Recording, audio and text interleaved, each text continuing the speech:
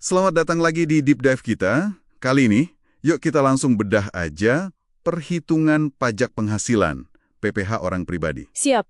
Sumber kita ini udah komplit dari UU PPh, terus update UU HPP terbaru, sampai aturan teknisnya juga ada. Betul banget. Jadi, misi kita hari ini simple aja. Menyajikan inti perhitungan PPh orang pribadi ini biar gimana ya? Biar lebih ringkas dan jelas buat Anda. Oke. Mulai dari siapa aja sih yang wajib bayar pajak. Terus penghasilan apa aja yang kena. Cara ngitungnya gimana kalau Anda misalnya karyawan, atau pengusaha, atau pekerja bebas. Sampai nanti lapornya. Sip, biar lebih pede gitu ya soal pajak ini. Nah, itu tujuannya. Oke deh, ayo kita bongkar kalau kita. Yang paling dasar dulu nih, soal subjek pajaknya. Ini kan nentuin status kita ya. Tepat. Ini krusial. Anda itu statusnya wajib pajak dalam negeri, WPDN, atau wajib pajak luar negeri, WPLN. Bedanya apa tuh? Bedanya lumayan signifikan loh. Kalau WPDN, semua penghasilan Anda dari manapun asalnya itu bisa jadi objek pajak di Indonesia. Istilahnya worldwide income. Oh, semua ya? Iya. Kalau WPLN, cuma penghasilan yang sumbernya dari Indonesia aja yang kena. Terus nentuinnya gimana, WPDN atau WPLN? Biasanya patokannya itu lama tinggal di Indonesia. Kalau lebih dari 183 hari dalam setahun, atau memang ada niat jelas mau menetap di sini, ya jadinya WPDN. Oke, jelas ya bedanya. Nah, kalau objek pajaknya, penghasilan apa aja nih yang jadi incaran? Kayaknya hampir semua pemasukan kena ya. Bisa dibilang gitu. Prinsipnya, setiap tambahan kemampuan ekonomis itu objek PPh. Gaji, laba usaha, dapat bunga, dividen, royalti, uang sewa, bahkan hadiah undian juga masuk. Wah, banyak juga ya. Iya, tapi, nah ini kuncinya, Anda perlu bisa bedain jenisnya. Ada penghasilan yang pajaknya itu final. Final. Maksudnya, pajaknya udah selesai pas Anda terima penghasilan itu, gak dihitung ulang nanti di akhir tahun. Contoh gampangnya bunga deposito, hadiah undian tadi. Oke, terus selain final? Ada penghasilan tidak final. Ini yang nanti dikumpulin, digabung sama penghasilan lain, terus dihitung pajaknya pakai tarif progresif yang berlapis itu. Oke. Yang ini yang agak ribet ya. Sedikit. Terus ada juga jenis penghasilan yang memang sama sekali bukan objek pajak. Contohnya warisan, atau bantuan sumbangan tertentu yang memenuhi syarat. Ini penting buat dipisahin. Sip. Berarti emang kudu teliti milahnya ya. Oh ya, kalau soal keluarga gimana? Suami istri itu hitungannya selalu jadi satu. Secara default iya. Penghasilan suami istri itu dianggap satu kesatuan ekonomi. Biasanya satu NPWP aja atas nama kepala keluarga. Biasanya gitu ya. Tapi ini ada pilihan loh. Anda dan pasangan bisa aja milih status pajaknya beda. Misalnya pisah harta PH. Atau kalau istri mau punya NPWP sendiri, itu namanya istri memilih terpisah MT. Oh, bisa gitu? Bisa. Konsekuensinya ya masing-masing punya NPWP dan ngitung pajaknya sendiri-sendiri. Tentu ada pertimbangan plus minusnya. Menarik, jadi fleksibel juga ya ternyata. Oke, Nes. Udah tahu siapa subjeknya, apa objeknya, sekarang masuk ke cara ngitung basisnya, yaitu penghasilan neto. Kalau kita karyawan gimana tuh? Katanya ada yang baru ya? Betul, ada update penting nih. Buat karyawan, cara ngitung penghasilan neto itu simpelnya penghasilan bruto Anda, ini termasuk gaji, tunjangan, bonus. Nah, sejak UU HPP, beberapa jenis natura atau kenikmatan juga bisa masuk hitungan loh. Terus dikurangi sama pengurang. Pengurangnya apa aja? Atas tahun. Sama iuran pensiun atau JHT yang Anda bayar sendiri. Oke, terus yang baru tadi apa? Nah, yang baru mulai 2024 itu, ada skema namanya tarif efektif rata-rata atau TR. Ini dipakai sama pemberi kerja buat ngitung potongan PPh 21 bulanan Anda dari Januari sampai November. Oh, buat bulanan aja? Iya, katanya sih tujuannya biar lebih simpel aja hitungan bulanannya. Tapi nanti pas penghitungan akhir tahun di SPT, tetap pakai mekanisme perhitungan yang biasa kok, dihitung ulang totalnya. Oke deh. Itu kalau karyawan. Kalau kita bukan karyawan, misalnya pengusaha atau dokter, pengacara gitu, kayaknya beda lagi ya? Beda, dan ada dua jalur utama nih, tergantung omset tahunan Anda. Gimana tuh? Kalau omset Anda di atas 4,8 miliar setahun, nah Anda wajib pakai yang namanya pembukuan. Pembukuan. Berarti catat semua transaksi ya? Betul, harus hitung laba rugi real berdasarkan catatan akuntansi Anda.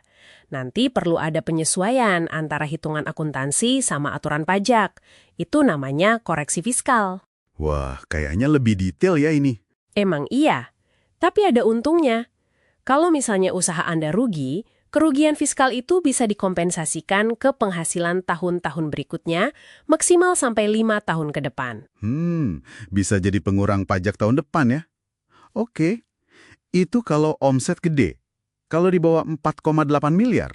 Nah, kalau omset di bawah itu, ada pilihan yang lebih praktis. Anda boleh pakai norma penghitungan penghasilan neto, disingkat NPPN. NPPN, gimana cara kerjanya? Ini kayak semacam shortcut gitu. Penghasilan netonya langsung dihitung. Omset dikali persentase norma. Persentasenya udah ditentuin pemerintah.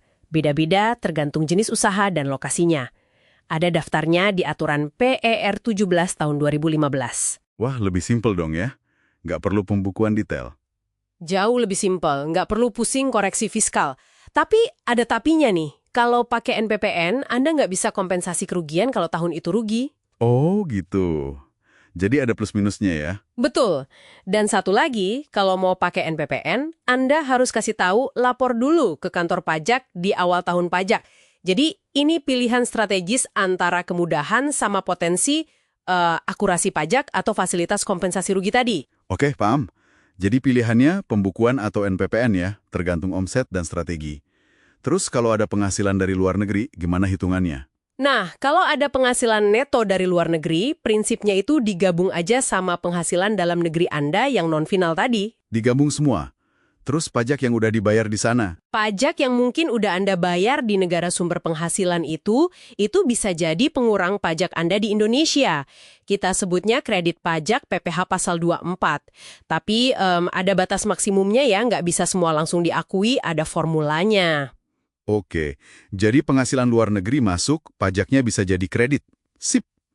Nah, setelah semua penghasilan neto non-final dijumlahin, diapain lagi sebelum kena tarif? Ada pengurang lain? Ada dong. Dari total penghasilan neto tadi, dikurangi dulu sama zakat atau sumbangan keagamaan lain yang sifatnya wajib. Tapi ini harus ada bukti setor yang sah ya dari lembaga yang resmi diakui pemerintah. Oke, zakat atau sumbangan wajib. Terus, kalau Anda pakai pembukuan dan tahun sebelumnya ada rugi fiskal yang belum habis dikompensasikan, nah sisa kerugian itu bisa jadi pengurang lagi di sini. Ah iya, kompensasi rugi tadi ya. Betul. Nah, setelah dikurangi itu semua, hasilnya baru dikurangi lagi sama yang namanya penghasilan tidak kena pajak atau PTKP. PTKP, ini yang sering didengar nih. Berapa angkanya sekarang? Angka PTKP ini sesuai update UU HPP, buat diri Anda sendiri, wajib pajak orang pribadi, itu 54 juta setahun. 54 juta ya. Kalau udah nikah? Kalau udah nikah, dapat tambahan lagi 4,5 juta. Terus, kalau punya tanggungan, misalnya anak atau orang tua yang Anda tanggung sepenuhnya, itu dapat tambahan lagi 4,5 juta per tanggungan. Maksimal 3 orang tanggungan ya. Oke, jadi 54 juta plus 4,5 juta buat istri, suami, plus 4,5 juta per tanggungan, max 3. Iya. Ada tambahan lagi.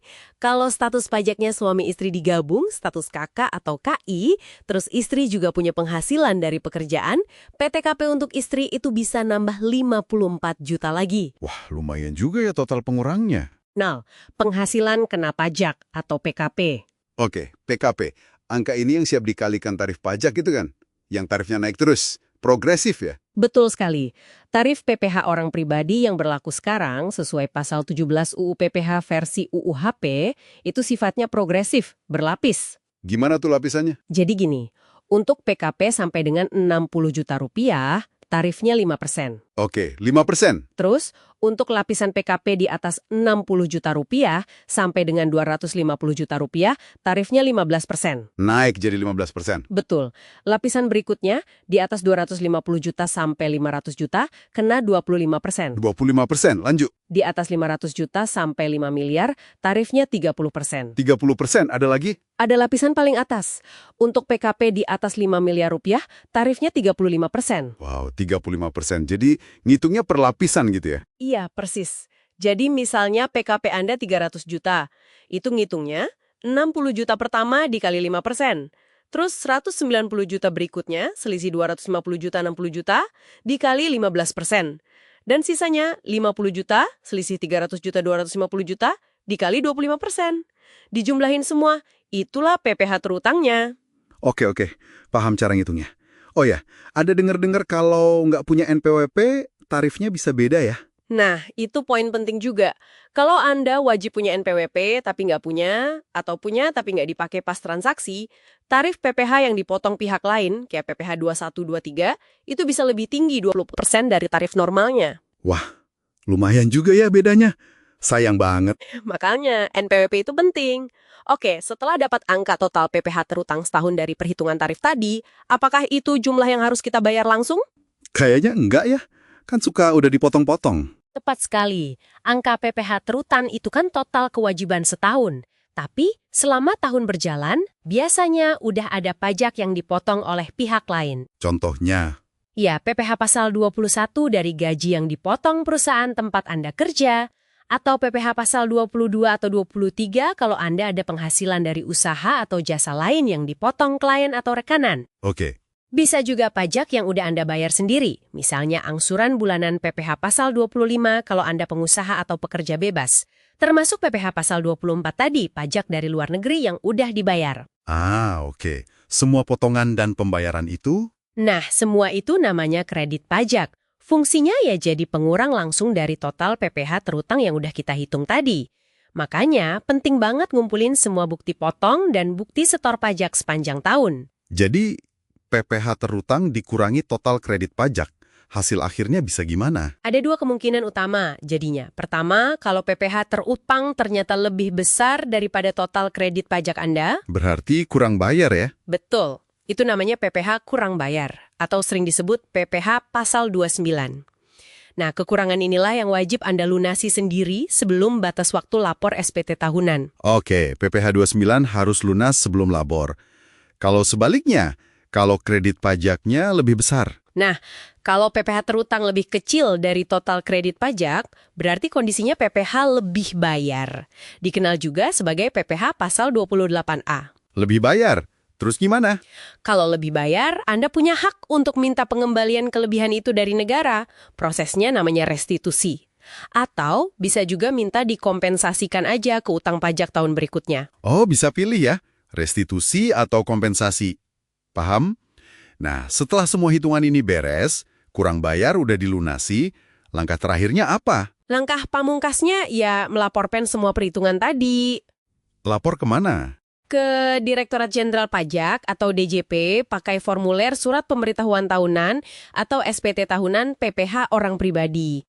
Formulirnya sama semua. Beda-beda, ada beberapa jenis, 1770SS sangat sederhana, 1770S sederhana, dan 1770 yang biasa kompleks. Pilihnya tergantung sumber dan jumlah penghasilan Anda gimana. Oke, pilih formulir yang pas. Cara lapornya. Sekarang sih paling gampang dan udah umum ya, lapor secara online. Pakai e-filing di website DJP Online. Praktis banget. Nice. Sip.